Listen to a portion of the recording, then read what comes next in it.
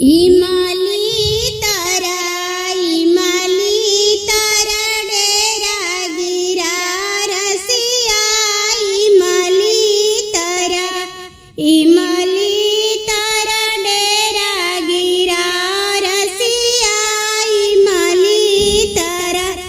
भारतीयन के बहनी के चुतर के संडक बनी संडक ताला बनी हवाई जहाज के आडा बनी चकरदम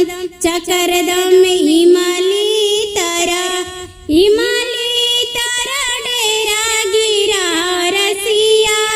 इमाली तारा भैसुरा के बहनी के चुतर के संडक बनी संडक ताला बनी हवाई जहाजों के आडा बनी चकरदम इमाली